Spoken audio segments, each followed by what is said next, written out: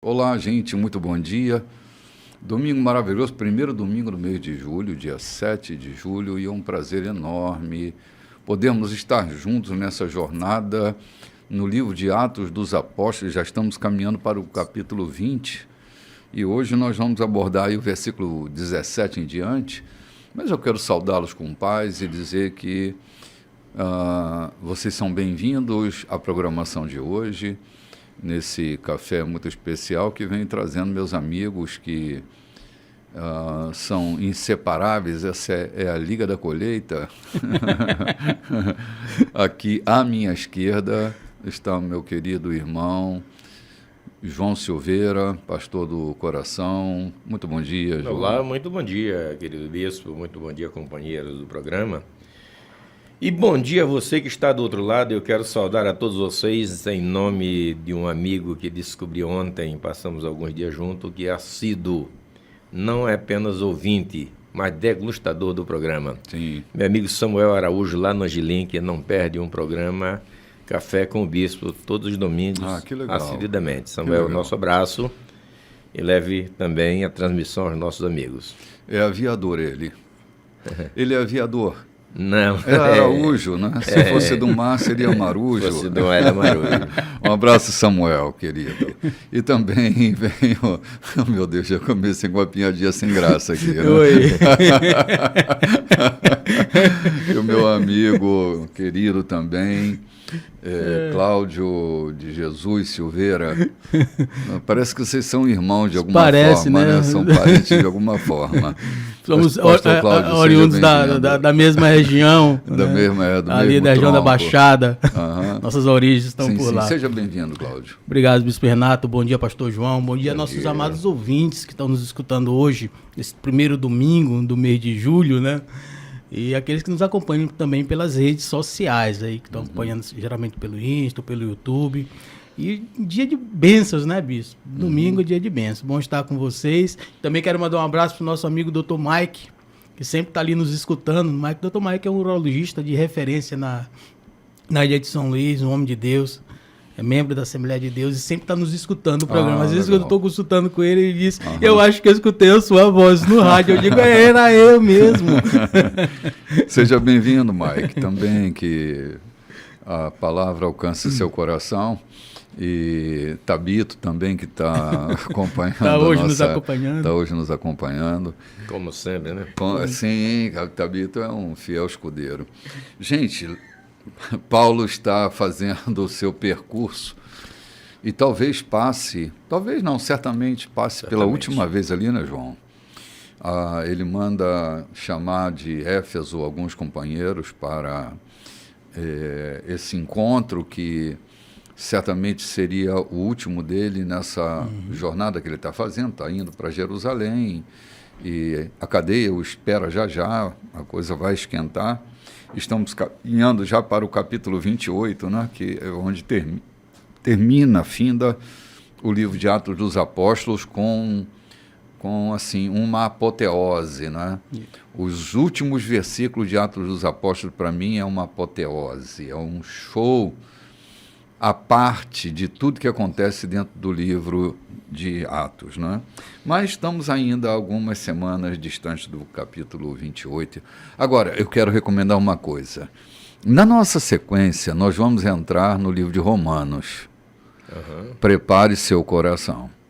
É minha carta predileta, meu livro predileto, onde eu tenho debruçado durante esses últimos 40 anos, por causa da consistência da matéria, João, que é riquíssima essa matéria do livro de Romanos. A gente vai sair de um livro histórico e entrar num livro de consistências, de ensinos extremamente aprofundados que, assim, se a gente se guiar só pelo livro de Atos dos Apóstolos, a gente vai se tornar um dos líderes da Liga da Justiça, porque é um livro que fornece crescimento, maturidade, não que todo o texto bíblico não faça, mas O livro de Romanos tem uma consistência apologética extraordinária, né? Eu entendo que Paulo estava escrevendo para os crentes que estavam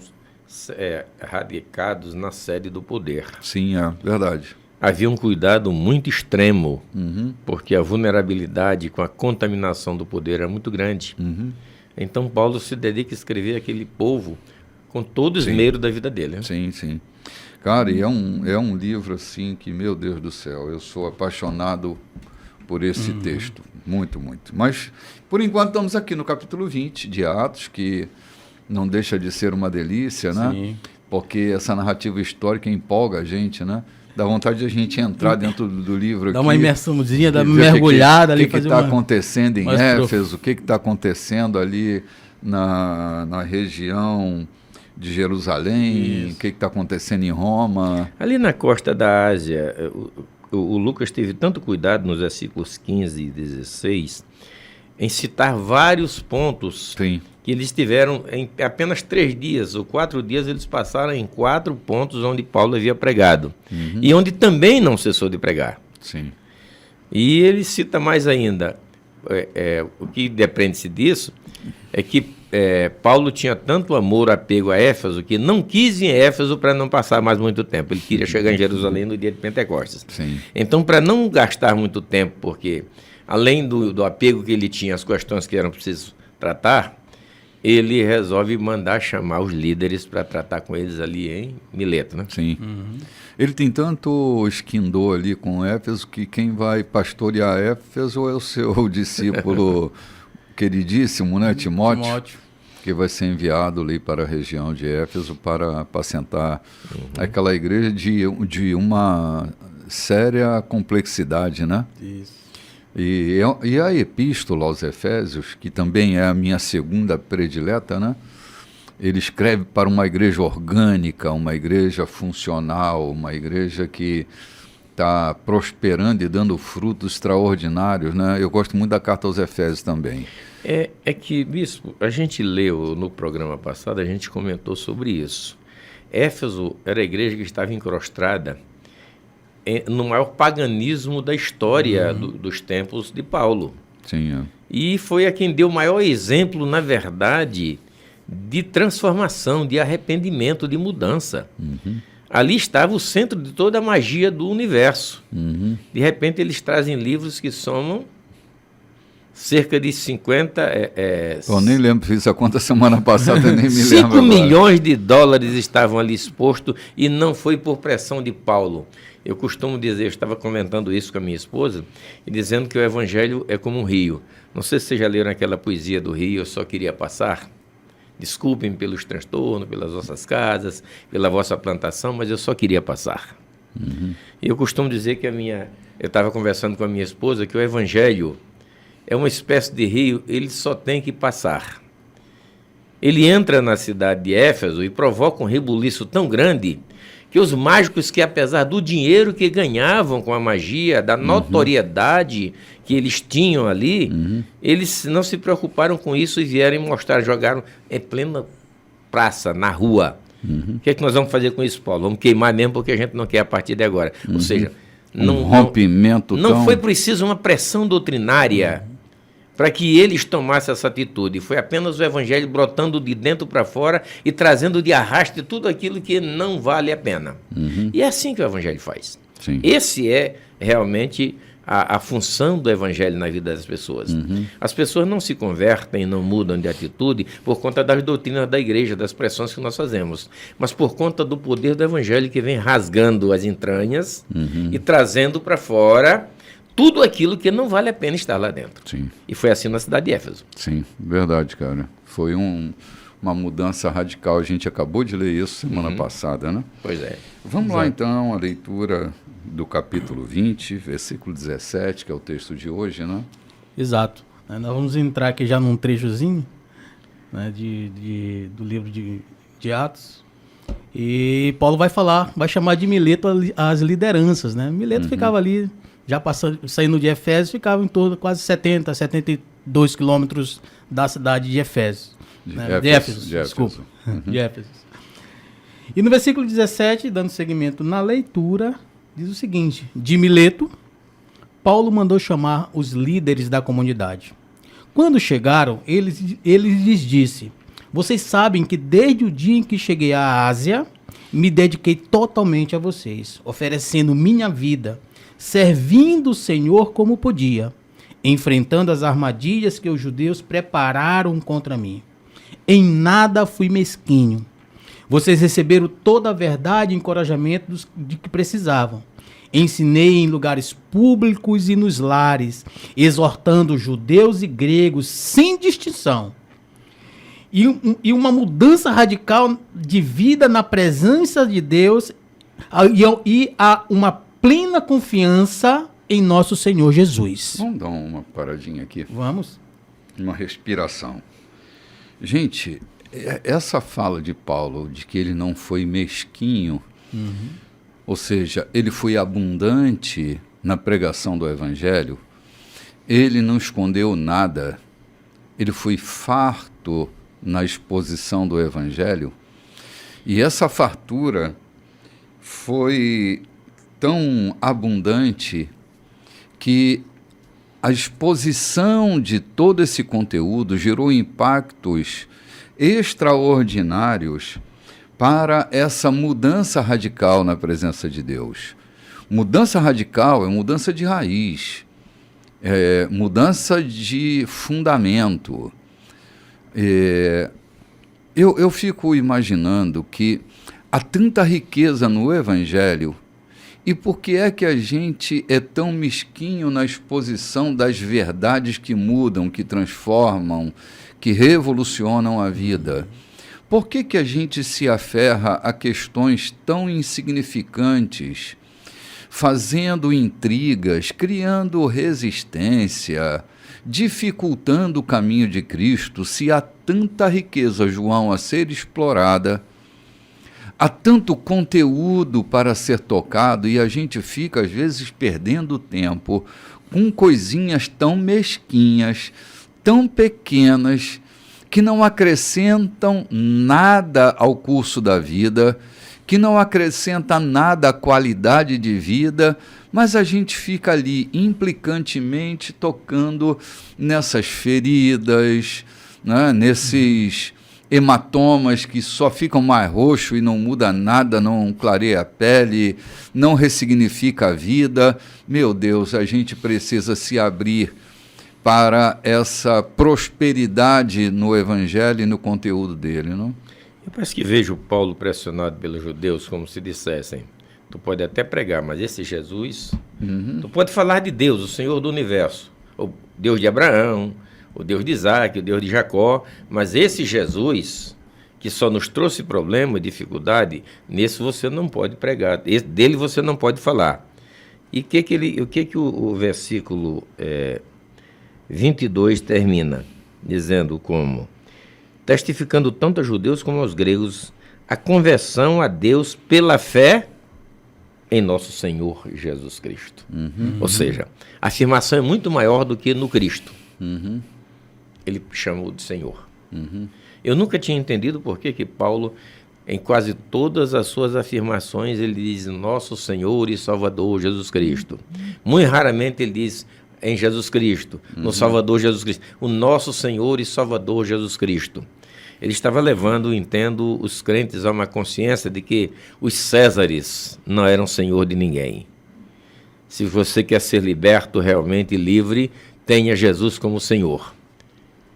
João, não é um jogo de palavras, mas Jesus não é o Salvador que reina, é o Rei que salva.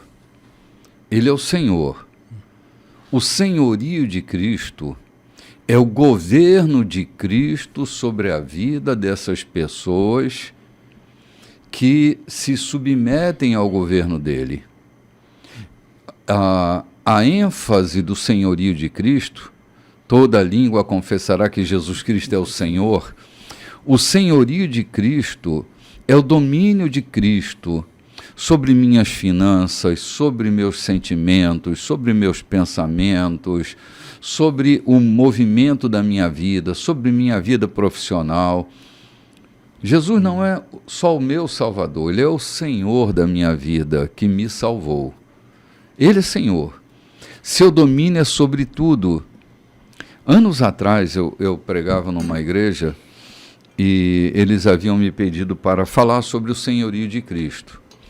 Quando eu terminei a mensagem, eu perguntei quantos dos que estavam ali desejavam ter Jesus como Senhor da sua vida. Eu queria orar com essas pessoas, confessando que Jesus Cristo era Senhor. A primeira pessoa que se levantou, meus irmãos, foi o pastor da igreja. Eu achei que ele não tinha entendido e cochichei no ouvido dele. Pastor, eu estou chamando para a confissão do senhorio de Cristo. E ele disse, eu entendi. Jesus sempre foi meu Salvador, mas nunca foi meu Senhor. Eu sempre fui dono do meu próprio nariz. Hoje eu entendi que Ele é dono de tudo que eu sou, de tudo que eu tenho, inclusive do meu nariz. E eu quero confessá-lo como Senhor da minha vida. Eu levei um susto, mas dei graças a Deus, porque aquele homem foi humilde o suficiente para entender que o senhorio de Cristo, e é por isso que Paulo está sempre se referindo a Jesus como Senhor, Salvador, o Senhor, o Senhor, o Senhor, porque é o senhorio de Cristo que muda a vida da gente, é estar debaixo desse governo, é mudança de égide, é mudança de vida, é mudança de governo sobre a vida. Esse caminho de mudança radical é a mudança dessa raiz de governo na minha vida. Ele passa a governar as minhas escolhas, até os pensamentos. Meus pensamentos passam a ser outros. Eu penso com mais qualidade. Ou então eu vou viver uma vida religiosa para sempre, onde Jesus é o meu Salvador e eu vou morar no céu e ponto final. E a religião é meu Senhor. Eu só quero fechar para passar a bola para o Cláudio. Em 1990 eu participei do maior congresso jamais realizado no mundo de mocidade, né? Era a MPC que estava realizando, o congresso era Geração 90, e lá eu ouvi um dos célebres pregadores dizendo: me é quase impossível crer que alguém tenha Jesus como Salvador sem tê-lo como Senhor. Uhum. Ele dizia exatamente dessa forma, lembre-se como se fosse hoje. Me é impossível crer, ou quase impossível crer, que alguém confesse Jesus como Salvador e tenha-o como Salvador sem tê-lo como Senhor. Uhum.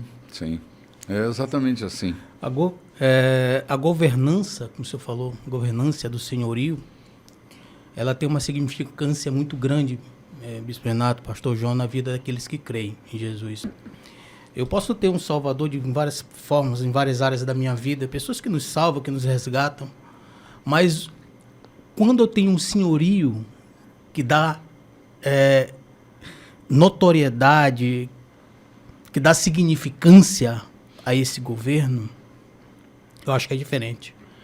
Você ter Jesus como Senhor, e Paulo vai colocar sempre Senhor e Salvador, meu Senhor e meu Salvador. Você ter Jesus como senhorio na sua vida, é aquilo que o senhor está falando, bispo. É você ter, não na sua superficialidade de vida, não naquilo que não é essencial, mas quando você o tem como senhorio, você ter ele no domínio e na gestão de toda a tua existência.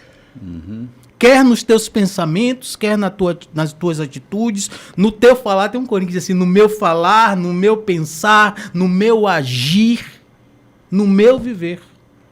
Eu entender que Jesus me salvou é uma coisa. Eu entender que Jesus salvou a minha vida através do seu sacrifício é uma coisa, como o senhor bem disse. Mas entender que Ele é o Senhor da minha vida é uma outra conotação daquilo que realmente Cristo tem que ser, que Jesus tem que ser. Ele possa existir, como o senhor falou, a questão do pastor, né? Eu posso viver uma vida dentro de uma igreja, dentro de um lar cristão, de uma vida cristã, acreditando que Jesus é só meu Salvador. E tendo-o como meu Salvador. E Ele será o meu Salvador. Mas em que momento das nossas vidas nós entendemos ou iremos entender que Ele também tem que ser o nosso Senhor? Cláudio, bem aí, entra a seguinte questão. Como alguém pode adquirir alguma coisa e não ter posse dela? Jesus nos adquiriu com o seu sangue. Somos propriedade dele, está escrito na Bíblia. E como esse proprietário não pode fazer o que quer daquilo que ele adquiriu? Nós vemos Jesus falando várias vezes disso. Então, há uma necessidade de se refletir muito sobre isso. E vendo que em todas as grafias nunca se diz o nosso Salvador e Senhor Jesus Cristo. Vem sempre o contrário. Percebem isso? Em todas as vezes que Paulo se refere a Jesus Cristo, exceto 2 vezes, ele não inclui esses 3 predicados. Senhor e Salvador, os 2, Senhor e Salvador Jesus Cristo. Todas as vezes que ele escreve. Pela graça do nosso Senhor e Salvador Jesus Cristo. Então, o senhorio de Cristo vem primeiro e nós não podemos pertencer a um dono que não tenha domínio sobre nós, sobre pena de ser contrassenso ou de nos tornarmos rebeldes. Sua palavra é lei para nós. Sua palavra é o fundamento sobre o qual temos edificado a nossa vida. E como tem sido um fundamento seguro, o fundamento de suas palavras. Aquilo que o rei diz é a verdade para a nossa vida. E nós abraçamos com toda a singeleza, ternura, com toda a força da nossa alma, porque em suas palavras está a vida. Ele é capaz de produzir essa mudança radical na vida da gente.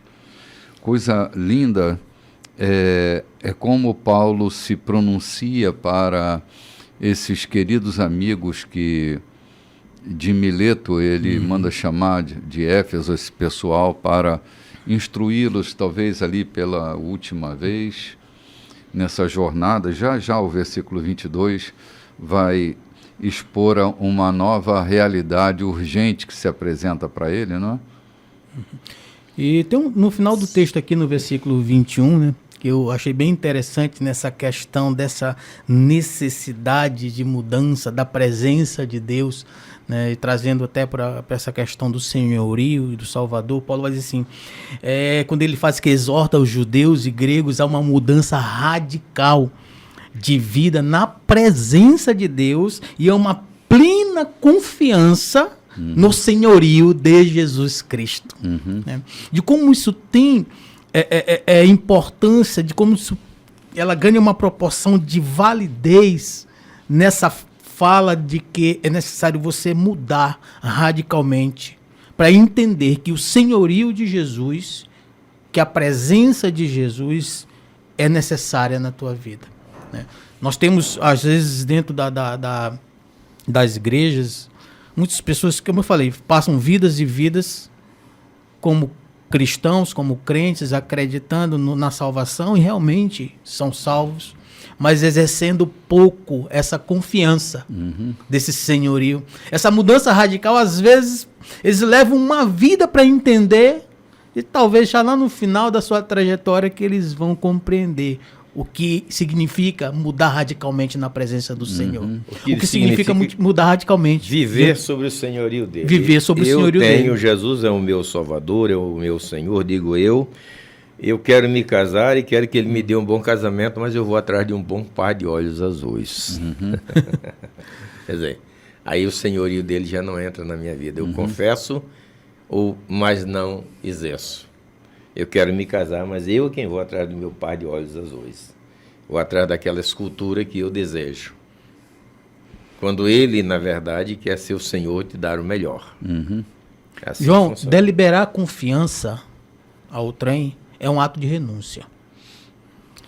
Quando eu delibero confiança para o amigo, para o bispo, em relação à minha vida, eu tenho que renunciar àquilo que eu quero.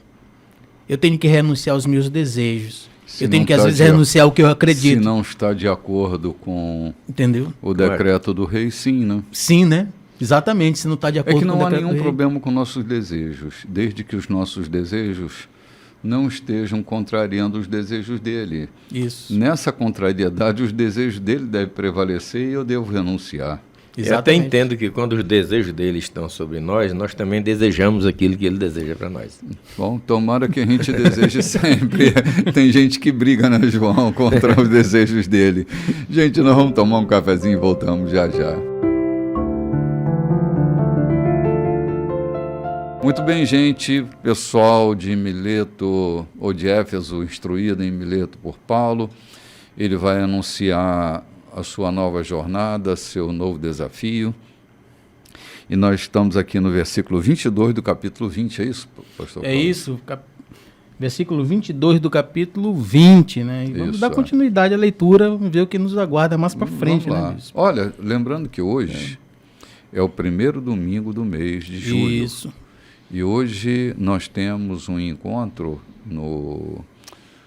na parte noturna do nosso domingo, que é o domingo eucarístico, é o primeiro domingo, a celebração da ceia de nosso Senhor e Salvador Jesus Cristo. Nós estamos celebrando a sua vitória, a sua ressurreição, sua morte. Isso. Estamos experienciando sua presença real nessa ceia, né? Verdade. Comendo de sua carne, bebendo do seu sangue, e convidamos você e sua família para estarem conosco. Começa às 18h30 o nosso encontro e vai terminar lá pelas 20 horas, mais ou menos. Será um encontro fantástico, como tem sido todo primeiro domingo, um culto à parte, né? Nós queremos orientar aquilo que temos recebido como orientação já ao longo da nossa jornada aqui na Igreja da Colheita. É que se você não tem a possibilidade de vir ao culto, não perca a participação com a gente da ceia. Eu tenho informação de que alguns médicos, no culto de ceia, estão de plantão, eles levam para lá o seu vinho, o seu pão e remotamente ceiam com a gente. Uhum. Se na sua casa isso é impossível você trazer sua família, faça isso na sua casa, monte a sua mesa. A Adelaide, lá em São Paulo... Não, no Rio. No Rio, uhum. Ela, todos os cultos de ceia, ela prepara uma mesa tal qual a nossa aqui para cear, e leva o marido também para cear com ela. Sim, Araruama. Araruama. Então, se você não pode fazer isso, não pode vir à igreja, mas tem vontade de cear, não tem dificuldade nenhuma. Prepare a sua mesa, ornamente como quiser, faça bonita como quiser, e remotamente você pode cear com a gente.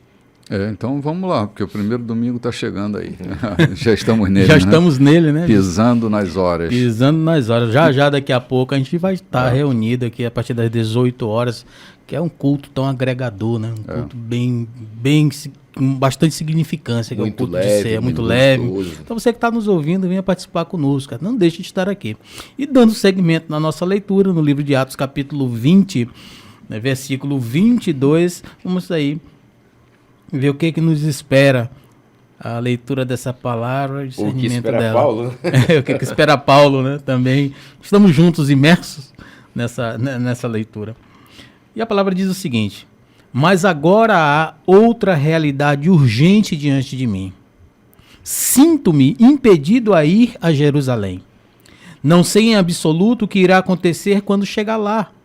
Só sei que não será um mar de rosas, pois o Espírito Santo me alertou de que me aguardam sofrimentos e prisões. Mas isso para mim pouco importa. O que mais me interessa é terminar o que Deus começou. A tarefa que o Senhor Jesus me incumbiu.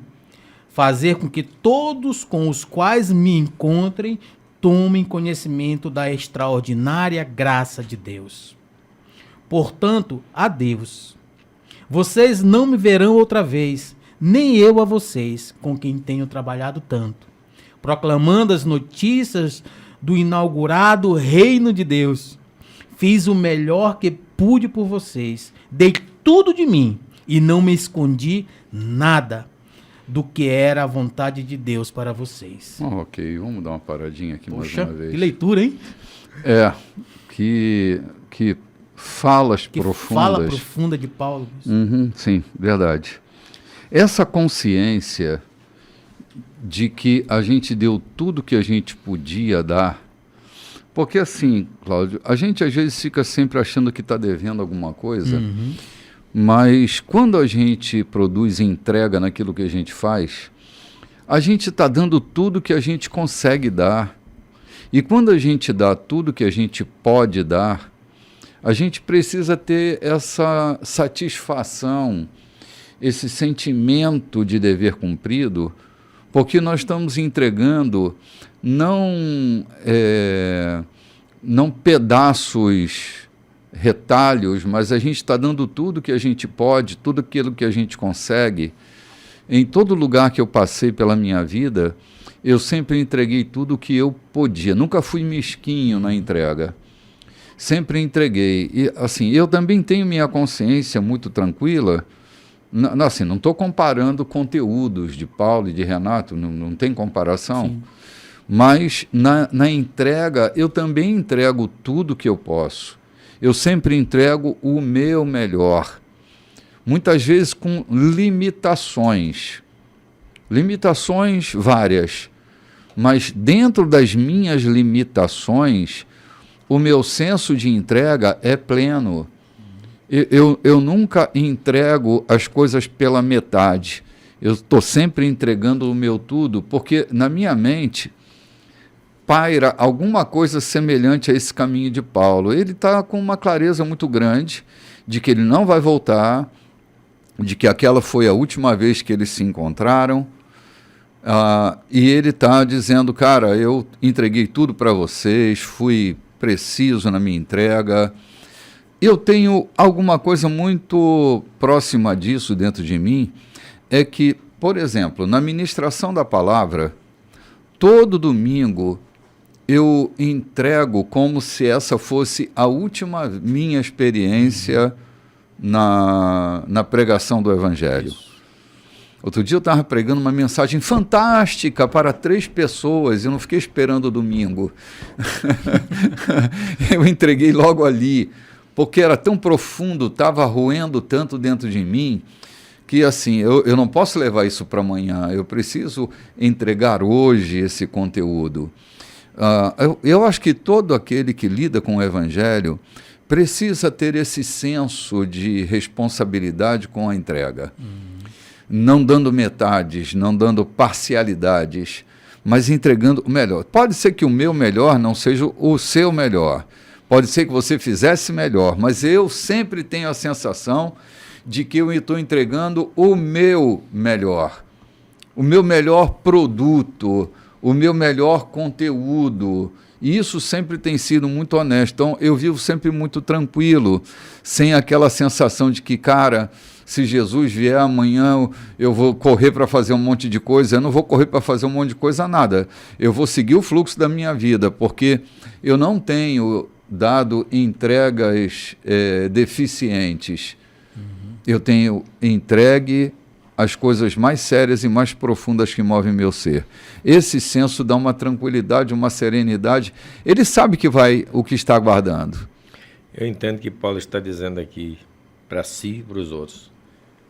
Poxa, eu esqueci de dizer isso e isso para os irmãos. Não, ele se desdobrou de tal forma. Ele disse tudo que diz respeito ao reino de Deus, que estava sob a minha responsabilidade. Para passar por vocês, eu passei. Eu queria pedir permissão para ler um texto que está na versão que eu tenho à mão, não que ele destone do outro, mas ele me coloca uma palavra aqui que me dá tanta... me deixou assim tão eufórico, quando ele diz assim: mas de nada faço questão, nem tenho a minha vida por preciosa, contanto que cumpra com alegria a minha carreira e o ministério que é recebido do Senhor Jesus para dar testemunho do Evangelho da graça de Deus. Quando ele diz cumpra com alegria. Que eu faça com alegria. Apesar de ele dizer em outra oportunidade que uns fazem por ganância, outros por disputa, outros por alguma coisa, e ele diz, o meu caso é com alegria. E eu quero fazer com alegria. Não interessa se eu apanhei, se eu fui escorraçado, se eu me fiz de morto, se eu desmaiei, se me desceram num cesto, nada disso me tira a alegria de pertencer a Cristo e de anunciar o seu reino. Uhum. Eu acho bem, bem legal, bispo. Na questão da doação, tem uma frase que até Paulo ele vai citar aqui, que diz assim: o que me interessa é terminar aquilo que Deus começou. Tem uma frase que o senhor usa, vez por outra, nas pregações, e são todas profundas, que diz que aquilo que Deus começa, ele vai terminar. Né? É uma frase que, se todos entendessem como isso é profundo, de como isso é marcante em nossas vidas, essa questão do início de uma obra e do término dela, que Deus não vai deixar pela metade nada daquilo que ele começou, eu acho que as pessoas seriam muito mais impactadas e sairiam muito mais confiantes de quem elas são e em qual mão elas estão sendo geridas. O senhor acabou de falar uma coisa importantíssima, a questão da doação, do tudo, doar-se por inteiro. E acho que na sua última pregação no domingo passado, não sei, o retrasado, quando o senhor diz, eu sempre prego como se fosse meu último domingo, né? Mas entendendo às vezes as nossas dores de como nós estamos ali. E eu acredito que o doar-se é isso, né? Você vai ver isso na fala de Paulo falando aos Efésios, talvez com a dor da tristeza de que ele sabia que não ia mais ter com eles, depois que chegasse em Jerusalém, ele ia ser colocado em prisões, e dizendo: poxa, eu dei o meu melhor. O que eu tinha, eu entreguei a vocês. Eu não coloquei limites naquilo que Deus colocou dentro de mim. Eu não fui mesquinho, como nós lemos no texto anterior, naquilo que o Senhor me entregou para dar. Eu ensinei o pulo do gato. Ensinei o pulo do gato, eu compreendi, eu entendi o meu papel, a obra que eu tinha responsabilidade. Então Paulo ele vai olhar para trás na sua trajetória, passando por Éfeso, pela igreja, e diz: poxa, eu fiz o meu melhor, eu dei o meu tudo. Sim. Eu dei o meu tudo para que nós vimos o texto, né? Para que vocês pudessem vislumbrar aquela mudança radical de vida na presença de Deus, que era necessário que vocês mudassem. Entregar o melhor, como o senhor falou bem falou na caminhada do Evangelho, entregar o melhor, entregar o tudo é essencial para nós que o fazemos, justamente para quando olharmos para trás nós percebemos: poxa, eu não deixei faltar nada. Sim. Se eles não aprenderam, se eles não atenderam, que não me seja imputada essa culpa. Sim. Que não me seja imputada essa culpa. Porque talvez, como o senhor falou, o meu melhor pode até não ter sido o melhor dos outros. Mas eu tenho plena consciência de que no Evangelho, de que no papel, no trabalho, no serviço que Deus me deu para fazer, eu entreguei o meu melhor. E Paulo vai dizer assim: o que me interessa é terminar aquilo que Deus começou. Isso é o que me interessa. Cláudio, deixa eu te interromper um minutinho para refletir sobre essa coisa daquele que começou, né? Assim, se nós entendermos mais do que intelectualizadamente, se nós compreendermos esse processo, nós seremos mais pacientes com as pessoas que Deus começou, mas ainda não terminou. Ainda não terminou, estão em processo. Estão em processo. E seríamos muito mais pacientes com nós mesmos, que também Deus começou, mas não terminou essa boa obra. Sim. Estamos todos em construção. Estamos todos dentro de um processo. E é interessante que Ele começou e Ele vai terminar. É um processo que está no controle de Deus. Há pessoas cujo processo é mais longo do que outras pessoas. Então, não dá para a gente se sentir soberbo ou arrogante se o processo que começou conosco evoluiu com mais velocidade do que aquilo que começou e não evoluiu com tanta velocidade na vida do outro. Sim. É uma questão da singularidade de cada um. A obra que ele começa na vida de todos. os que dele se aproximam, daqueles que ele se assenhora. Mas a velocidade é diferente. O processo é o mesmo, mas a velocidade é diferente. E a gente precisa ter um pouquinho mais de paciência, seja com o outro, seja comigo mesmo, desse processo. Eu gostaria de ser alguém que eu ainda não sou. Nem sei se eu chego lá, mas eu estou indo.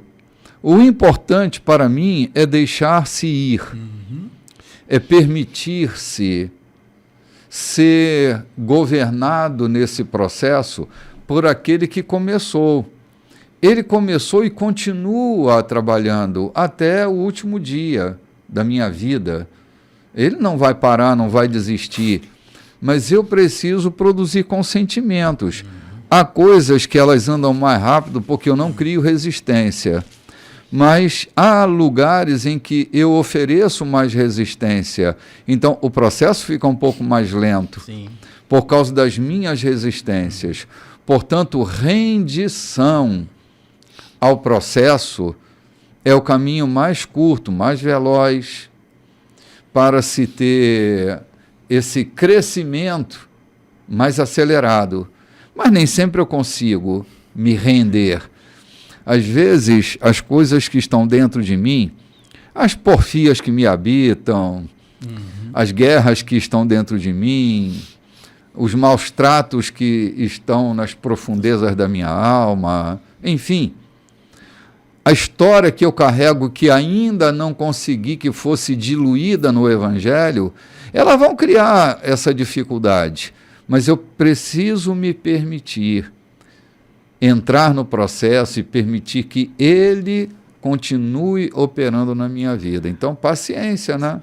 O processo do lapidador é o mesmo para todas as pedras, bispo. Todas. Ele começa lá, recebe as pedras de quem vai garimpar, do garimpeiro, que vai trazer essas pedras para o lapidador. Só que o tempo é diferente para cada uma delas. O processo para lapidar o rubi é diferente do processo para lapidar a safira, que é diferente do processo para lapidar o diamante, que requer mais tempo, por ser uma pedra mais dura. Então, o processo é o mesmo no início. Você falou uma coisa, uma sabedoria tremenda, a questão do tempo do processo. Às vezes nós olhamos e imaginamos que nós já estamos prontos, que Deus já chegou no limite do processo, Deus não tem mais nada a acrescentar. Deus não tem mais nada a acrescentar. Puxa, que ledo engano. Eu estou me iludindo com o quê? Com essa minha fala, com esse pensamento. Eu vou estar num processo constante. Todos os dias, todos os momentos, eu tenho algo a ser melhorado dentro de mim. Quando eu me permito ser melhorado pelo lapidador, que é o próprio Cristo, o Espírito, todos os dias eu tenho algo a melhorar. Tem coisas precisam ser arrancadas dentro de mim, por isso eu falou, que estão lá guardadas no profundo da minha alma, que ainda, apesar da minha conversão, ainda não foram tratadas, ainda não foram lapidadas, ainda não foram moldadas conforme a ordem do lapidador. Entende? Então, quando eu me permito viver esse processo todos os dias eu também me permito crescer no Evangelho. Todos os dias eu me permito aprender. Eu já não cheguei de forma alguma nessa caminhada, nesse processo de aprendizagem do Evangelho, do amor, do senhorio de Cristo. Não cheguei de forma nenhuma no final dela. E eu trago de volta essa fala. Aquilo que Deus começa, o processo que ele começa, ele tem início, meio e fim, ele vai terminar. Pode ser como o senhor está falando. Tempos, às vezes, mais rápidos para uns, que vão entender com mais facilidade, e demorados mais para outros, que têm mais dificuldades e precisam ser tratados com mais profundeza de suas almas. Esse é o processo. Paulo fala, o que mais me interessa é terminar, chegar no final daquilo que Deus começou na minha vida. E ele vai chegar. Mas até lá no fim, nos últimos dias, ele vai estar com esse processo em andamento. Até a compreensão. Muitas vezes somos nós. Somos nós. Até o fim dos nossos dias, quando nós nos encontrarmos, chegarmos o dia de nos encontrarmos com o Criador, nós vamos estar vivenciando esse processo. E é só que no final, às vezes, pode ser com mais leveza, com menos dor, vivenciando mais e contemplando mais a obra do Criador em nós. Mas esse processo continua. Tem gente macia, tem gente dura, né? Tem.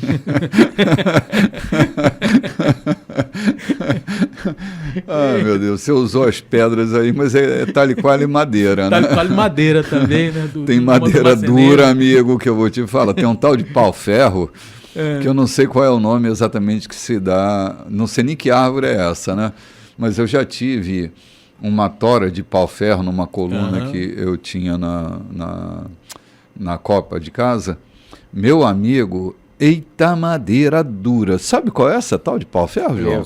Conhece? Conheço. Sou madeireiro, sou do mato. Rapaz, aquilo quebra lâmina, amigo. Não obstante isso, tem madeira também muito mole, mas difícil de cortar. Assim como tem gente maleável para se conversar, mas difícil de se converter. Eita, João, que paulada foi essa, hein? Essa foi uma paulada de pau-ferro. É verdade. Eu estou construindo agora lá em casa, e usando madeira de vários tipos, e fico observando o corte do carpinteiro e vendo que tem madeira que é mole, leve, mas muito difícil de cortar. Eu percebo que entre nós a gente muito leve. Eu falo entre nós na vida do cotidiano. É fácil, ouve o evangelho, tem uma cadência, mas abrir o coração para a conversão é a dificuldade. Né? Então, esse é o processo. Né? João, é muito maleável, mas é assim, é muito esguia, né? Isso, é muito isso. maleável, é muita esguia, né? É que foge do enfrentamento, foge do machado que é usado para dar os talhos, né? Embaça o machado, na verdade. Sim, verdade, cara. Agora eu vou voltando aqui quando o Paulo diz assim, na verdade... eu passei entre vós pregando o reino de Deus. Na época de Paulo já havia muitos pregando uma filosofia religiosa. Os filhos de Cefa estavam tentando usar as nuances do evangelho de forma... a gente leu ainda há pouco atrás. Isso, aí, né? não autorizada. E Paulo aqui, com toda ousadia, ele diz, eu passei pregando o reino de Deus. Eu não passei pregando filosofia, conversão, adesão a uma religião, filiação à minha igreja. Eu passei pregando entre vós o reino de Deus. E eu tenho certeza que as minhas mãos estão limpas do vosso sangue. Se não se converterem... eu não sou culpado porque eu não enchi vocês de filosofia, eu não enchi vocês de conversa, não enchi linguiça no meio de vocês, eu não falei abobrinha no meio de vocês, eu trouxe diante de vocês o reino dos céus. E que me permita antecipar um pouco, eu estou vendo aqui nos versículos que vamos ler ainda, é que Paulo não estava falando para os homens comuns, ele estava falando para os pastores da igreja. Eram os pastores que estavam... Eram os líderes que ele tinha chamado, entendeu? né, João? E depois ele diz, o Espírito Santo vos constituiu bispos para apacentares a igreja de Deus. Ou seja, não foi eu quem constituí vocês, não foi eu quem escolhi vocês. O Espírito Santo constituiu vocês. Vejam com que responsabilidade e tomem o meu exemplo, porque eu preguei o reino dos céus. Não encham de filosofias barato para esse povo se perverter, porque lá em Gálatas, ele escreve aos Gálatas porque apareceram uns inventando coisinhas e terminaram desviando os Gálatas da genuína fé. Né? Sim. Duas coisas Paulo fazia, e até lá no capítulo 28, no finalzinho, ele vai dizer que ele prega o evangelho do reino e ensina as coisas concernentes a Jesus. Duas coisas. Proclamação, querigma, né? Proclamação do reino, e didaquê, ensino sobre Jesus. Então, a mensagem que Paulo traz, ela tem esses dois vieses. A proclamação do reino e o ensino sobre Jesus. São essas duas coisas que ele estava fazendo lá, preso com toda a liberdade, sem nenhum impedimento. É um compasso, no caso, que tem na base a mesma raiz. Né? Exatamente. A salvação em Cristo. Sim. quando Paulo se dedica a essas duas pontas da comunicação da fala divina, ele vem com a proclamação do reino, né? Ele pega a mensagem de João Batista, que passa por Jesus, e está na mão dos apóstolos agora, a proclamação do reino, o reino chegou, o reino está aqui, né? Algumas teologias apontam para um reino futuro, ele diz, o reino já chegou, o reino está aqui, o reino está dentro de vocês, né? E ensinando as coisas sobre Jesus. Essa é a mensagem da igreja. A igreja precisa se focalizar nessas duas pontas desse compasso que rege as questões da fé, né? A proclamação do reino e o ensino sobre Jesus. Vamos tomar um café, gente? A gente volta já já. Olá, gente. Estamos de volta no bloco número 3 da programação de hoje. Queria saudar a todos mais uma vez que estão nos acompanhando, aqueles que chegaram no meio do caminho. Nós estamos estudando o livro de Atos dos Apóstolos, capítulo 20, já estamos no versículo 28. Quando os líderes chamados por Paulo para saírem de Éfeso e estarem com ele lá em Mileto, ele está instruindo, se despedindo. Eu fico imaginando aqui, desculpe minha fértil imaginação, mas, cara, quanta alegria, mas quanta dor estava envolvido naquele encontro, né, João? Mas não é? É tipo se nós chegássemos a um momento em que tivéssemos que nos despedir, não porque alguém morreu, mas porque alguém está indo, e nunca mais nós o veremos. Sem direitos a WhatsApp diariamente, sem postagem diária no Instagram, sem uma chamada de vídeo, uma despedida de que nunca mais eu vou ver você. Sei que você está indo, mas nunca mais eu verei vocês. Eu imagino um misto de sentimentos, e aqui é só minha imaginação mesmo, né? Que permeava esse encontro. Eram os líderes que estavam ali, os pastores da igreja, os presbíteros da igreja, que Paulo está nessa despedida rumo a Jerusalém, e já ele vai estar em Roma para os seus últimos dias, né? Exato. Bispo, eu vejo aqui o Paulo, a responsabilidade de um obreiro, o sentimento de responsabilidade de um obreiro com tanta grandiosidade que Paulo não manda chamar apenas para abraçá-los e despedir deles. Paulo chama-os para instruí-los, na verdade, pela última vez. Ele não aproveita o momento para tornar um momento emotivo de abraços e choro de despedida. Ele chama para um último aconselhamento para eles, para dizer, cuidem bem da igreja que está sob os cuidados de vocês. Isso eu chamo responsabilidade. Paulo não estava saindo furtivamente da Ásia. Paulo sai da Ásia com o cuidado de não se demorar por tanto tempo, mas mesmo assim ele aproveita cada oportunidade e vai deixando as suas marcas no caminho. É triste saber que muitos obreiros não deixaram suas marcas, mas é glorioso, é satisfatório saber que muitos obreiros que nós conhecemos, como Zwinglio, como tantos outros e outros na atualidade, deixaram as suas marcas, deixaram as suas recomendações por escrito, deixaram as suas recomendações pessoais, sabendo que estavam partindo, mas não negligenciaram a sua última estada, né? Eu acho isso aqui muito lindo. Sim, sim. Não é uma despedida com lamúrias, com pesares. É uma despedida deixando o firme fundamento para eles, né? Verdade, não é uma despedida inconsequente. Há sofrimentos, queridos, que serão inevitáveis na vida da gente. Há sofrimentos que poderão ser evitados. E a gente vê Paulo evitando alguns sofrimentos, né? Desnecessários, mas haverá sofrimento necessário na nossa caminhada. Não dá para a gente escapulir, fugir. O sofrimento ensina? Não, não ensina. A não ser que eu faça uma leitura pedagógica dele e aí ele muda realidades para mim. Se eu entrar pela pedagogia do sofrimento, eu aprendo com ele. E eu aprendo até que há sofrimentos desnecessários. Por exemplo, lutar uma luta que não é sua, combater maus combates. Lembra que Paulo diz que combati o bom combate?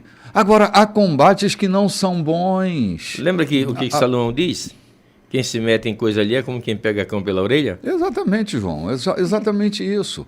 Porque há sofrimentos na nossa vida que são desnecessários. Estamos entrando em lutas que não nos pertencem. Combatendo combates. João, quantas vezes, tipo há 3 anos atrás, há 2 anos atrás, eu vi a igreja combatendo combates que não eram dela. E olha as sequelas que isso deixou para o caráter da igreja desse momento da história.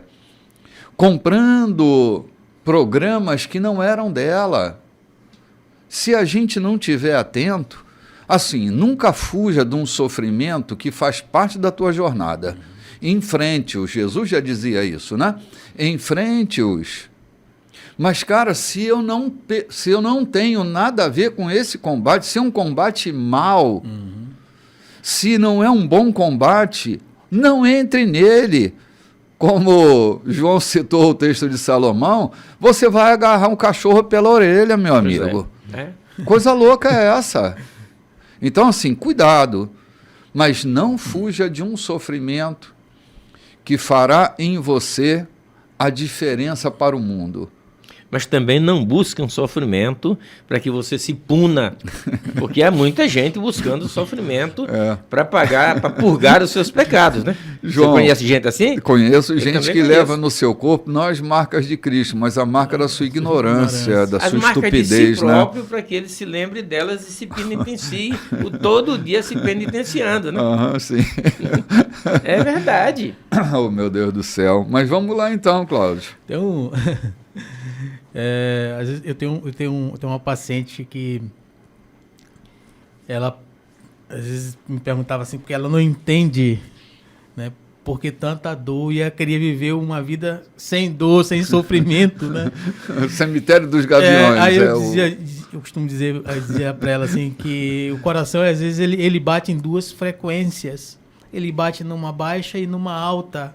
Baixa e alta, baixa e alta. E a nossa vida bate da mesma forma. Sim. No dia que teu coração bater numa só frequência, você morreu. Nem está batendo. É só comprar um terreno. É só comprar um terreno. Então, nossas vidas. No cemitério dos Gaviões. A nossa vida vai ser isso. Enquanto ela está nos altos e baixos, você está vivendo, você está aprendendo.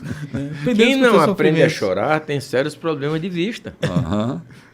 Quem não aprende a chorar. Então, o choro foi dado para a gente também como terapia. É verdade, João. Ter indignações é natural para o ser humano. E o que Paulo diz? Irai-vos e não pegueis. É a natureza humana. A ira necessária, né? A ira é só ter controle. É só ter controle. Sabe uma coisa interessante, João? Até o bispo falando a questão do combater o bom combate, né? É entender isso. Qual o combate que é bom, bispo? Você acabou de falar, né? O combate que traz a justiça, o combate em que prevalece o amor, o combate onde o perdão prevalece, onde a compaixão, a misericórdia, a ternura, a gentileza, onde Cristo prevalece. Esse é um bom combate. É um bom combate, o combate que lhe pertence. Falava de trajetória, né? Você às vezes está combatendo um combate que não é nosso. Caminhando na direção de uma dor que não é nossa, que não vai agregar em nossas vidas o nosso crescimento. Vivendo as dores dos outros, muitas das vezes, né, as guerras que é para os outros viverem, né, para crescerem também na mesma proporção, nós às vezes absorvemos e tentamos viver essas batalhas. Há combates na política nacional que vale a pena combater. Mas há combates completamente desnecessários. Entende? Entendo. Há combates que são necessários e a gente foge deles. Sabe? E há combates que são desnecessários e a gente está lá dentro. Está lá dentro. Entra nele. Cara, eu entendi isso. Entendeu, padre? Entra muitas vezes nele por jactância. Eu entendi isso. Para aparecer. para se inexperientemente ou arrogantemente entramos nele sem nenhuma Para um dia necessidade. de fama. Para um dia de fama, jactanciosamente entramos nele, quando na verdade sem sabedoria nenhuma. Mas na verdade há combates que não estão, que são nossos também, mesmo sendo de outras pessoas. Sim. Eu, por exemplo, assumi 4 meninos recente para dar a eles dignidade de vida. Tem me dado trabalho, dor de cabeça. Mas eu tenho feito, porque eu entendi que é um combate. Também entendendo que Salomão disse, tudo que tiver as mãos para fazer, faze-o conforme as tuas forças. Então me vê as mãos para fazer, eu vou fazer. Eu não vou sair correndo atrás. Eu perguntei uma certa vez para Deus, quem é aquele que eu preciso ajudar? E o Espírito Santo me disse simplesmente, se proponha porque eles sempre estarão perto de ti. Não precisa que eu vá lá para debaixo da ponte fazer isso. Eles estão sempre por perto e sempre aparecerão para que a minha generosidade os alcance. Alguém está me perguntando aqui sobre que combates políticos a igreja deve combater. Eu diria que o infanticídio é um bom combate que a igreja devia combater. O feminicídio é um bom combate que a igreja precisava combater. A violência doméstica é um combate que a igreja deveria combater e às vezes não combate. Pelo contrário, às vezes bate. Sim, o trabalho escravo, não é? Todo trabalho análogo à escravidão são combates que a igreja devia combater. São combates políticos que a igreja precisa estar lá. O combate da saúde, o combate da educação, né? São combates que a igreja precisa combater. E a igreja às vezes se omite e se expõe a combates que não são da alçada dela, da competência dela. Esses combates éticos, a igreja precisava estar de cabeça na defesa desses combates éticos. E a igreja não está. Ela está, às vezes, no combate moral, mas não está nos combates éticos. Não é? Acho que, e também fora os combates dentro da própria igreja, com outras igrejas que deveriam estar combatendo os combates que lhe cabem, como o senhor acabou de citar. Combates religiosos são combates que a igreja não tem que combater. Não tem que combater, eu não tenho... Como igreja, não. O senhor deu vários exemplos aí na questão do bom combate. Eu estou falando para o senhor, eu entendi o bom combate. Eu entendi o que Paulo fala, que combati o bom combate, guardei a fé. Existem coisas mais essenciais, bispo, com que nós devemos nos preocupar, né? Com aquilo que pode sim agregar ao reino, a essência, ao valor do reino, ao valor do evangelho. Existem coisas que estão mais dentro da nossa alçada, dentro do nosso alcance como bons combatentes que somos, ou os bons combatentes na qual temos nos tornado, ou estamos sendo treinados para isso, para irmos para o fronte, ali para a linha de fogo, para a primeira linha de combate. Então, fazer o nosso papel como bom combatente, além de combater as nossas guerras para o nosso crescimento, é justamente entender as questões das razões sociais e políticas que nos cabem como igreja. Eu não posso ser alienado, só um minuto, João, eu não posso viver alienado ao que acontece no meu país, ao que acontece na minha comunidade. No culto passado, o João falou muito bem a respeito do papel da igreja na comunidade, até citando já no final do culto. Eu não posso viver alienado a isso, porque existem combates ao meu redor que é da minha alçada como igreja para combatê-los. Para combatê-los. Eu citei alguns, só citou mas alguns. tem inúmeros. Existem inúmeros, né? Exatamente. Pro João. Nós estamos vivendo uma situação sobre o aborto, decisão ou não sobre o aborto, com que idade. Eu tenho a impressão que se as igrejas, ou a igreja e os seus líderes, escrevessem textos, cartas e mandassem ao Supremo, mostrando por A mais B e provando por A mais B, sem sentimento religioso, mas de princípios éticos, essa coisa mudaria a partir dessa pressão, não uma pressão de enfrentamento, mas aquela pressão de conscientização. Eu tenho a impressão que seria uma boa forma de se mudar a coisa. A Igreja de Deus na Terra e seus líderes usassem esse expediente, em vez de ir para ficar enfrentando ou falando mal na televisão. Eu até tenho uma mensagem que recebi de um garoto aqui de uma determinada escola em São Luís, em um evento, pensa numa coisa linda.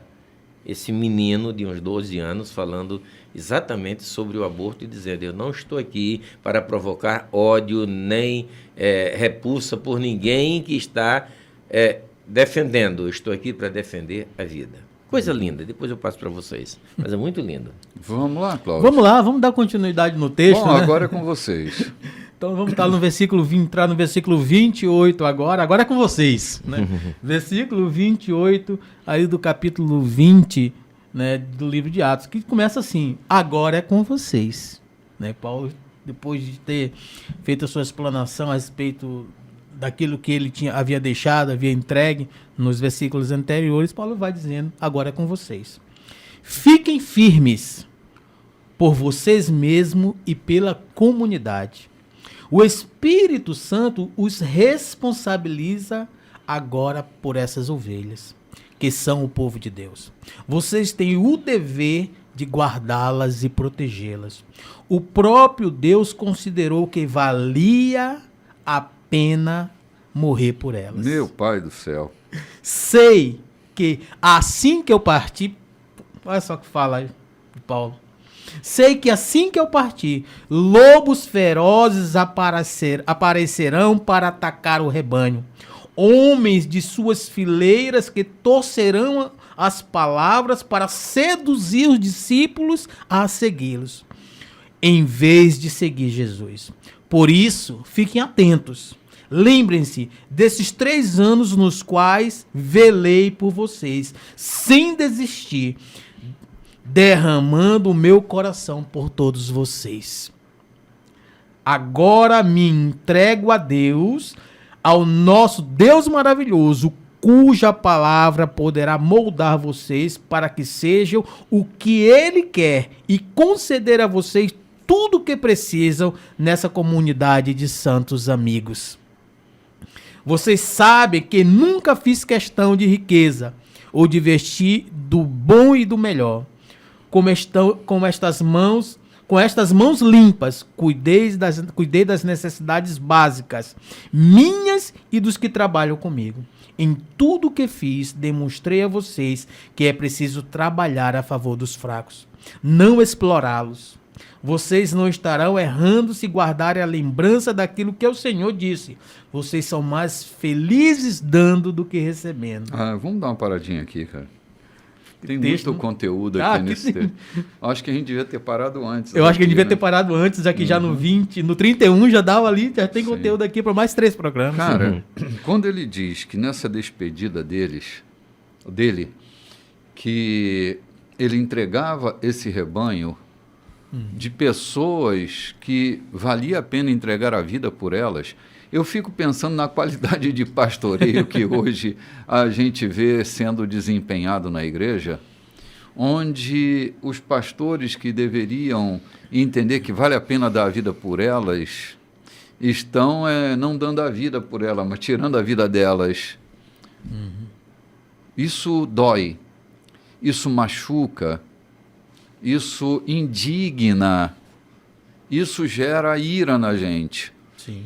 Ver que as pessoas estão sendo usadas e o produto delas é que está sendo amado. Gente que se apaixona pela lã, gente que se apaixona pela carne, pelo leite e não pelas ovelhas. Não João. consegue ouvir o mugido de uma. Não consegue ouvir o balido de nenhuma delas, João. Não consegue ouvir o balido. Não tem escuta para o balido de uma ovelha que está ferida, machucada, magoada, acidentada. Seus olhos estão embotados. Isso é doloroso, porque é sobre isso que ele fala dos lobos ferozes que aparecerão. Lobos ferozes que partem das mesmas fileiras, sedutores desse rebanho, que não ficam satisfeitos neste rebanho que segue a Jesus, precisa roubar a cena de Jesus e substituí-lo nesse processo da vida, assumindo a figura de Jesus na vida dessas ovelhas. Gente, lembremos-nos que no discipulado cristão, as ovelhas dependem cada vez menos dos seus pastores e cada vez mais de Jesus. Esse é um processo de um discipulado saudável, que a gente faça com que as ovelhas de Jesus aprendam a depender e a viver mais por Ele do que por nós mesmos.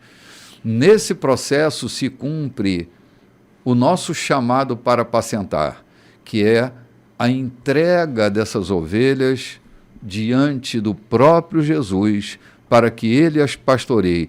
A gente é um pastor emprestado, elas são ovelhas de Cristo, discípulas de Jesus, não são nossas discípulas.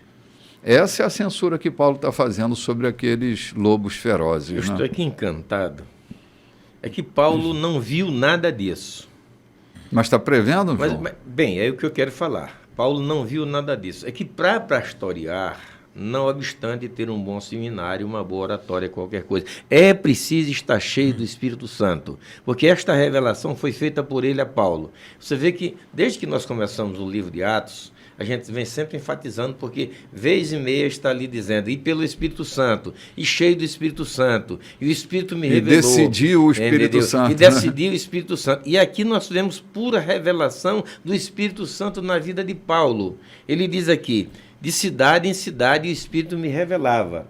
Então, para ser pastor, não basta ter uma boa oratória, um bom sermão, um conhecimento de homilética, de hermenêutica, uma formação seminarista. É preciso também, eu repito, também estar cheio do Espírito Santo, para que revelações orientadoras como esta de Paulo. Ele não viu isso acontecer, mas o Espírito revelou que aconteceriam.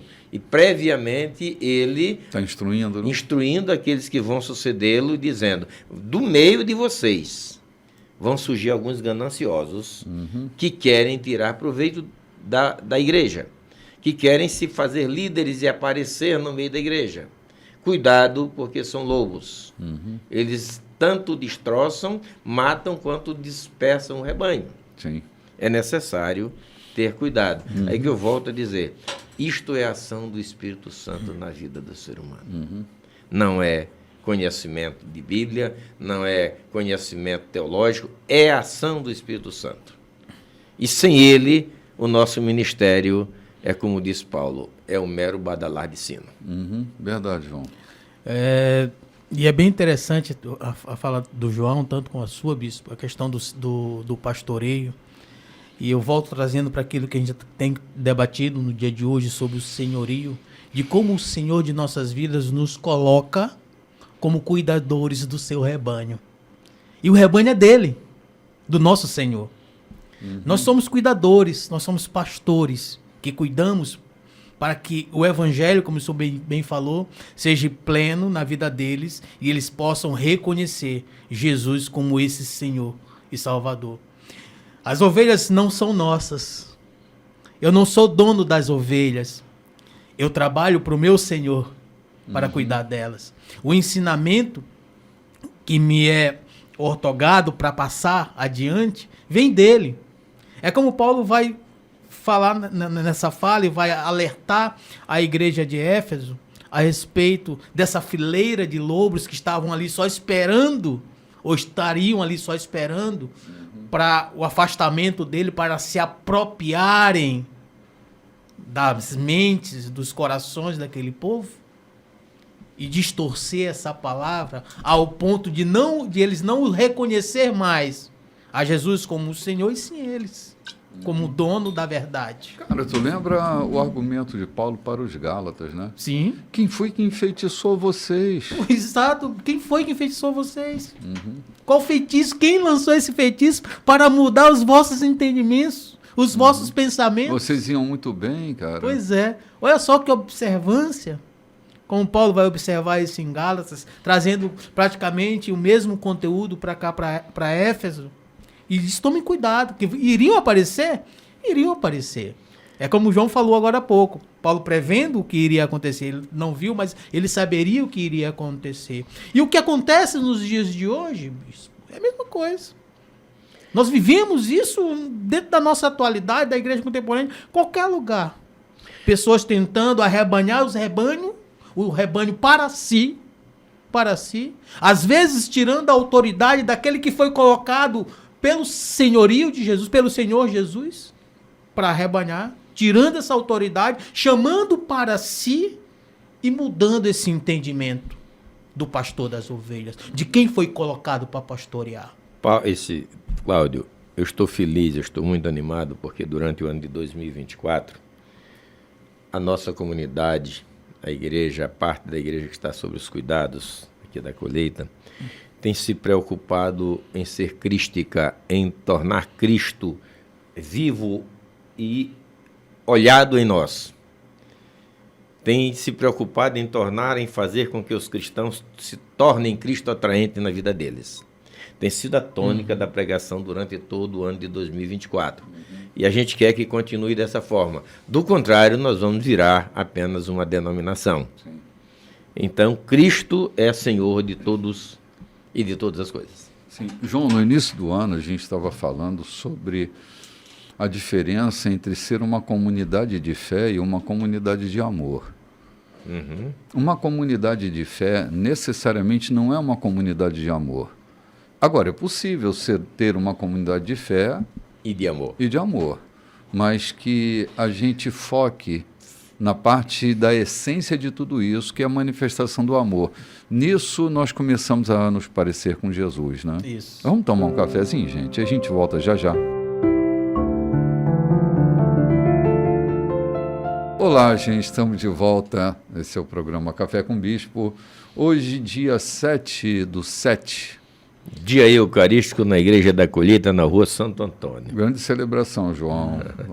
No culto das 18h30, estamos esperando por você, sua família, para celebrarem conosco. Sempre é um dia tão precioso, tão importante para nós, e nós queríamos compartilhar essa possibilidade de você estar junto também, para sermos edificados pela palavra, para prestarmos culto a Deus, e vai ser sensacional. Você não vai se arrepender de estar conosco nesse dia maravilhoso.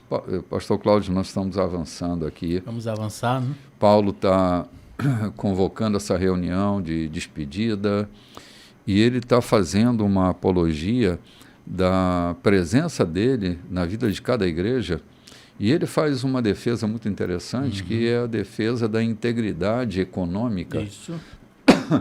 Que ele mantém em cada igreja. Todo trabalhador é digno do seu salário. Eu sou 100% a favor de cada obreiro que faz o trabalho efetivo do pastoreamento dessa igreja ser mantido por essa igreja quando essa igreja tem recursos para isso, né? Então, não estamos falando de indignidade, mas falando de uma dignidade que Paulo evita esse tipo de situação para manter esse caráter, né, de irrepreensibilidade, porque se levantariam uns cujo critério não era muito escrupuloso. Os olhos deles estavam voltados para o produto financeiro das pessoas. Não era pastorear a gente, era a busca de produto financeiro. Era um grande mercado financeiro, o mercado da igreja já nessa época. E ele diz, cara, eu trabalhei, dei duro, para não só me manter, mas manter inclusive aqueles que estavam na equipe comigo. Mas vão aparecer aqueles oportunistas, que a única coisa que eles querem é obter vantagem financeira sobre vocês. Não é um problema do nosso século, é um problema que sempre percorreu a vida da igreja. Aqueles que buscam na igreja uma vida fácil, aqueles que estupram os cofres da igreja. Ouvimos depoimentos ontem no nosso encontro matutino aqui, de pessoas inescrupulosas, que não têm o mínimo respeito pelas finanças da igreja. E nem pela dos irmãos, né? Sim, nem individualmente pela vida dos irmãos, nem pelos cofres da própria igreja, que está ali para manter suas atividades, para ajuda aos necessitados, para manter seus obreiros, mas esses caras querem viver regaladamente a partir da aferição de lucros e vantagens sobre a vida financeira da igreja. Então, por isso ele mantém a sua atividade de trabalho viva que não impede ele de pastorear. Eu via recentemente a declaração de um pastor que, para um pastor pastorear com excelência, ele não pode trabalhar fora. Eu não sei se um dia eu pensei nisso, mas eu já vivi assim. Eu não podia trabalhar fora porque eu trabalhava numa igreja em que os pastores eram obrigados a abrir mão da sua atividade profissional para pastorear. Dedicação exclusiva. Dedicação exclusiva. E viviam, todos os pastores viviam dignamente, é verdade. E não tinha nenhum aproveitador. Mas é uma questão assim que a gente pode discutir sobre elas. Eu não deixo de pastorear com excelência porque eu tenho minha atividade profissional. Sim. Você, João e tantos outros. Porque, assim, na verdade, eu acho que pastoreio melhor tendo uma atividade extra-eclesiástica, porque na atividade eclesiástica parece que a gente vive dentro de uma bolha. A gente não vê a ferocidade do mundo, a gente não vê o que anda acontecendo do lado de fora, a gente só vê o que acontece dentro do rebanho. E isso, às vezes, nos impede de pastorear com mais abrangência, né? Porque, assim, eu serei pastor em qualquer lugar que eu for, em qualquer atividade que eu desempenhar, seja comercial, industrial, sei lá, qualquer atividade que eu estiver participando, essa minha essência pastoral vai estar lá. Meu cuidado com gente vai transbordar para todos os lugares onde eu estiver. Mas isso não impede de eu pastorear com excelência uma igreja. Então, assim, ter uma atividade profissional extra-eclesiástica não me impede de fazer um trabalho excelente. Afinal de contas, há tempo suficiente. Eu trabalho, às vezes, com exaustão. Sim. Às vezes com exaustão. Não é sempre, mas você, às vezes, me vê sair de lá às 9h30 da noite da minha sala, porque eu estou trabalhando até esse horário, mas não é todo dia que eu faço isso, mas tem dias na semana que eu saio muito tarde. Mas isso não me impede de ouvir um irmão, de aconselhar um irmão. Eu atendo pessoas da igreja que precisam de ajuda, de orientação, né? Não me impede de ler a palavra, de estudar a Escritura, de pregar o Evangelho. Eu não vivo atrapalhado, correndo de um lado para o outro, que eu perca conteúdo do Evangelho. O Evangelho é meu conteúdo, eu sou o conteúdo do Evangelho, eu estou misturado com ele, onde é que me espetar vai sair o Evangelho. Minhas leituras são sempre a partir do Evangelho. Quando eu vejo alguém me agredindo, minha leitura sobre essa agressão é a partir do Evangelho, da compaixão que eu tenho com a aflição que o outro está ao me agredir. Então eu não me iro, eu não me revolto, eu não me indigno, eu tenho compaixão daquele que está sofrendo e tenta transferir para mim o sofrimento dele. É claro que eu não o acolho, mas acolho a pessoa que está sofrendo. Eu não acolho a agressão. Mas eu aprendi isso onde? No Evangelho, na caminhada do Evangelho, a ressignificar a vida, a dar destino na minha caminhada, a não ficar preso no sofrimento, a enfrentá-lo, vencê-lo, superá-lo, colocar a vida para funcionar. Então, o Evangelho estará presente, seja eu fazendo tenda, seja eu deitado numa rede descansando, seja eu no púlpito, seja eu na praia, indo, qualquer atividade que eu fizer. Eu aprendi a entregar o meu cotidiano a Deus. Eu quero fazer uma pergunta para vocês, para a partir daí trazer a minha colocação. Qual, na verdade, é a missão de um pastor? Cuidar de um determinado segmento de igreja, é isso? Depende, né, João? Porque eu nunca entendi. Depende da estreiteza ou da largueza do meu pastoreio. Eu nunca entendi isso, na verdade, para a minha vida. Quando nós fomos consagrados aqui, o que eu disse? A exigência que fiz. Serei pastor na Igreja da Colheita para as famílias do universo. Lembra? Não simplesmente para as famílias da igreja, mas do universo. O tempo que eu mais pastoreei na minha vida foi quando assumi a delegacia de polícia. Lá não vai ninguém levar o evangelho ou tratar do evangelho, a não ser quando vão fazer pregação para presos. Mas me dizia um amigo, o doutor Raimundo Ferreira Marques, secretário de Segurança por várias vezes, meus filhos, tratem bem quem está entrando numa delegacia, porque ele já vem com problema. Ele não pode encontrar problema ao ser recebido. E eu aprendi isso ainda muito cedo. E depois entendi que o meu pastorado foi muito maior em uma delegacia de polícia do que dentro de uma igreja. Porque lá estão os aflitos, os angustiados, os problemáticos, os com dificuldades, e eles precisam de um pastoreio. Uhum. E você pode pastorear até no momento de resolver o seu problema. Até no momento de conduzir o seu processo, ele pode ser pastoreado. E eu entendo que é assim. O meu pastoreio não se resume simplesmente aos quadrantes da igreja da colheita, aonde eu tenho, de onde pertenço. Uhum. Mas eu procuro estendê-lo, não porque quero, mas é porque sou provocado. E isso eu acho que é dever de todo cristão, ou é de todo pastor. Uhum. Como dissemos ainda agora, a igreja tem obrigação de se intervir ou de tratar questões sociais. Claro. Então o pastor está inserido nesse contexto. É lá, no serviço reservado, em que muitas vezes a gente evita que injustiças sejam praticadas, que situações sejam distorcidas. Isso é pastoreio. Uhum. Assim que eu entendo, isso é pastoreio. Agora, voltando ao que o Paulo disse aqui, se o assunto não vai mais para frente, não sei se o Paulo tem alguma coisa, o Cláudio alguma coisa a dizer, é que Paulo ele não disse que ele não recebeu, não receberia. Ele disse que ele não cobiçou. Ou seja, eu não exigi. Poderia até ter recebido, mas eu creio que recebeu, mas ele disse, eu não seria um peso, eu João. não cobicei, ou seja, eu não explorei vocês. Sim. Uhum.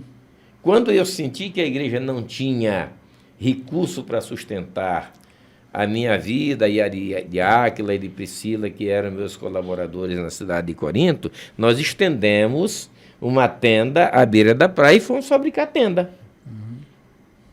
E com esse recurso nós suprimos a necessidade de muita gente. É isso que está aqui? Sim, aqui na minha versão isso é a favor dos fracos. Eu assim, só corroborando um pouquinho, eu nunca, todo ministério assim, eu nunca fui um dependente direto das finanças da igreja, qual pastorei, né? Nunca tive precisão, na verdade, porque eu sempre fui um fazedor de tendas na obra. E uma coisa bem legal que o senhor falou, bispo, foi que não está errado. Não é injusto. Não é injusto. Uhum. Se o pastor depende da igreja para o seu sustento, para mantê-lo, ele e sua família, não é errado. Ele vive daquilo.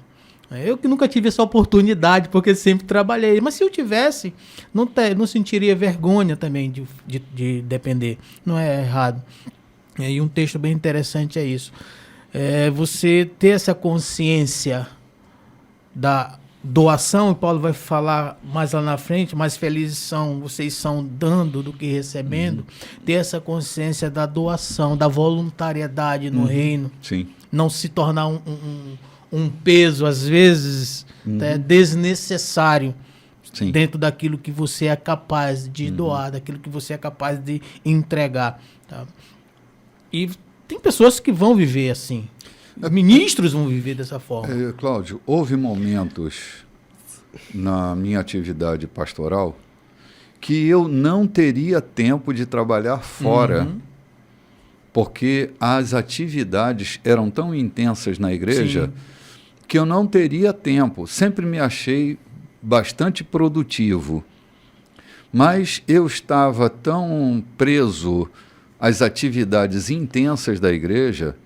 Nós fazíamos programa diário na TV. Tínhamos que gravar, né, Diogo? Tínhamos que gravar, sabe, às vezes acumular programas para um mês inteiro, viajando para pregar e supervisionar outras igrejas. Eu não tinha tempo para desenvolver uma atividade outra. Então, muito justo que a igreja assumisse com certeza, plenamente a minha vida. Com certeza. Mas eu até rogava a Deus que me desse a oportunidade de ter uma atividade, para que eu pudesse explorar coisas em mim que, às vezes, dentro da bolha da igreja, eu não conseguia realizar, entende? Hoje não é assim que eu particularmente vivo. Eu tenho uma atividade profissional bastante intensa, mas não... Mas isso também não quer dizer que se você, por ter uma atividade intensa, não quer dizer que o senhor seja negligente com aquilo que o senhor colocou. O senhor é até mais intenso. Cláudio, na verdade, assim, eu sou pastor e ponto. O restante é restante. E eu não me imiscuiria de voltar a uma atividade intensa na igreja se uma necessidade houvesse ou houver. Eu sou pastor, sim. Ponto. Essa é a minha atividade primária. É daqui que eu me movimento para a vida. Eu estarei pastoreando em qualquer condição. Se a atividade eclesiástica exigir de mim uma presença mais efetiva, eu não estou aqui para lutar contra isso, ok? Mas tem que haver uma necessidade. Não havendo necessidade, eu continuo com essa liberdade de fazer minhas tendas. Mas se um dia nós tivermos uma movimentação na igreja que vá requerer de mim uma atividade mais intensa, eu estou pronto para negociar de novo essa minha condição, entendeu? Por outro lado, na sua atividade profissional, não é a fabricação industrial, não é a comercialização de produto, é tratando gente, vida, que também se faz necessário. Sim, de alguma forma eu estou pastoreando também. Em todos os momentos, João. Em todos os momentos, é uma atividade que precisa disso. E muitas vezes, como aconteceu comigo, eu tenho certeza que já aconteceu com vocês, apesar do preparo profissional, é que você entra na sala e vê tudo branco. Você vai ao banheiro pedir a orientação do Espírito Santo para que te traga, na verdade, luz para tratar com aquela pessoa que está angustiada diante de ti. Aconteceu muitas vezes comigo. Então, depender do Espírito Santo foi aquilo que falamos. Fazer a nossa missão, não só como pastor, mas como ser humano. Depender do Espírito Santo para a vida não quer dizer para o pastoreio, mas para toda a vida, todo o momento, toda a palavra, toda a atividade. E na atividade profissional. Quem tem essa missão e essa graça de ser cheio do Espírito Santo para fazer, faz com perfeição muito mais que qualquer um outro. A nossa filha, quando formou-se, ela chegou e disse: mãe, está aqui o meu diploma, eu agora sou médica. Põe a tua mão aqui sobre a mesa. Pus minha mão, ela pôs a mão dela sobre, a mãe chegou e pôs a mão em cima, e nós ali oramos, ungimos e dedicamos as mãos daquela médica, para que toda e qualquer receita passada pela mão dela houvesse cura. E hoje a gente vê esse resultado lindo. Porque ela disse: eu não consigo. Ela disse para a gente: eu não consigo, ao pegar a caneta para fazer uma receita, simplesmente me lembrar do ensino acadêmico que tive. Mas eu tenho uma necessidade de olhar para cima e pedir a orientação do Espírito Santo para fazê-lo. Então, essa é a nossa missão. Isso é pastorear também, gente. Essa missão é pastorear. Eu nunca me senti, na minha vida profissional, desligado de um policial doido aí pela rua, não. Toda a minha missão, que mais árdua que fosse, eu sempre percebi, eu sempre senti que eu dependia do Espírito Santo para fazer aquilo que eu estava fazendo. E muitas vezes eu tive livramentos malucos na minha vida, livramentos que era coisa de morte. E nem eu, nem meus companheiros somos. João, tu cuidou de mais vidas nos bastidores do dia a dia da tua caminhada do que às vezes... É o que vocês estão fazendo, né? Gente. É o que vocês hoje estão fazendo. João era o pastor underground. Underground. É o que vocês hoje estão fazendo, cuidando de gente. Pastorear não é cuidar de gente? Pastorear é cuidar de gente, João. Ou vocês imaginam que Paulo estava fazendo tenda lá e simplesmente assobiando? Não. Ele não estava evangelizando aqueles que vinham curiar o serviço dele. Ele não estava ensinando, pregando o evangelho, aqueles que estavam vindo seguraram uma ponta do couro, que estavam vendo ele fazer o trabalho com tanta perfeição, ele não aproveitava para anunciar o evangelho. Isso é pastorear. Aí Paulo também vai dizer no versículo aqui, né? No versículo 35, né? Que de 33, na verdade, até assim: vocês bem sabem que nunca fiz questão de riqueza ou de vestir do bom e do melhor. Com estas mãos limpas, cuidei das necessidades básicas minhas e dos que trabalham comigo. Em tudo que fiz, demonstrei a vocês que é preciso trabalhar a favor dos fracos, não explorá-los. Vocês não estarão errando se guardarem a lembrança daquilo que o Senhor disse. Vocês são mais felizes dando que recebendo. Eu queria mesmo chegar aqui para a transição dos próximos versículos. Sim. Vocês são mais felizes dando que recebendo. A condição de quem dá é muito privilegiada. Muito, bispo. Porque Cláudio e João, a gente olha ao redor, eu sei que vocês são pastores da trincheira e vocês sabem como tem gente que é fraca. Tem. Não estou desprezando isso, estou considerando isso. Gente que tem fraqueza, gente que não consegue criar, gente que não consegue produzir absolutamente nada. Gente que, se perder tudo, vai ficar nesse vazio a vida toda. Gente que não consegue se levantar, gente que não consegue protagonizar. Gente que é fraca na vida, tem uma vida fraca. E quando Deus nos dá a oportunidade de fortalecer um fraco, de abastecer o inabastecido, de cooperar com aqueles que nada têm, o privilégio é nosso, nós somos o privilegiado. Nós somos os privilegiados, bispo.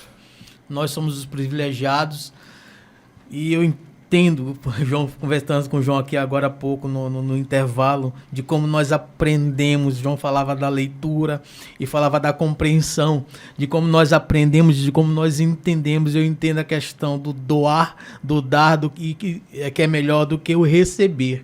É isso que o senhor está falando. Quando você tem o privilégio de doar para aquelas pessoas que não conseguem simplesmente não conseguem se levantar. Eles não conseguem compreender. Eles não conseguem caminhar, não conseguem entender. E você tem o privilégio. Isso é um privilégio. A regra, isso é uma dádiva. A regra capitalista, Cláudio, diz que a gente tem que colocar em manicômio essa gente. Que a gente tem que apartar da sociedade. É gente que não consegue, é gente fraca, não consegue. Que se forem amadas, adubadas, regadas, é possível que produza alguma coisa. Mas se forem desprezadas, se elas forem isoladas, se elas não tiverem compaixão, elas desaparecem. E não é justo isso. Não é honesto. Então, dar é um privilégio. É uma graça que poucos desejam. Dar é uma graça que poucos desejam. Mas é esta graça que nos privilegia. A condição de dar, a condição de ofertar, a condição de ir além. Eu estava falando, acho que domingo passado, sobre a questão do dízimo, não sei se de manhã ou à noite que eu falei. Eu acho que essa questão do dízimo é uma questão muito infantil, boa para quem está começando, mas para aqueles que estão terminando a carreira em Cristo, o dízimo não é uma boa linha de chegada, é uma boa linha de partida, porque aqueles que percorrem o caminho vão se tornando generosos. Portanto, não são mais dizimistas. Eles têm 100% do que ganham à disposição do reino. São aqueles que foram afetados pela pregação do reino. Então, não é uma questão de 10%, é tudo que for necessário. Infelizmente, o diálogo nobre desse assunto tem sido mal entendido para justificar aqueles que não querem dar nada. Então, usam o argumento do dízimo. Tá bem, não dizime, mas que a tua justiça exceda dos escribas e dos fariseus, que era a justiça de 10%. Tu tens uma justiça que excede os 10%? A gente pode conversar sobre isso. Não tem? É melhor a gente nem conversar. Porque um homem que é generoso, ele não fica com essa coisa dos 10%. Estava comentando que eu apostaria em uma igreja, anos atrás, que uma certa pessoa, ela era muito pontual nos dízimos dela, mas o dízimo dela era assim, R$1.067,25. Isso, isso é coisa de cumprimento de regra. Isso é obrigação, né? Isso é obrigação. Não é gratidão. Por que esses 65 centavos? Por que essa coisa da fração? Para chegar no cumprimento da regra dos 10. Lá em casa nós nunca fomos dizimistas, nós sempre excedemos em muito a questão dos 10%. Não falo isso com vantagens, com arrogância, mas é o entendimento que dar é melhor do que receber. Você vê uma necessidade de uma pessoa, você vê a necessidade de uma igreja e você investe desnecessariamente em coisas tuas, é injusto, é reter aquilo que é mais do que justo, lhe será em pura perda.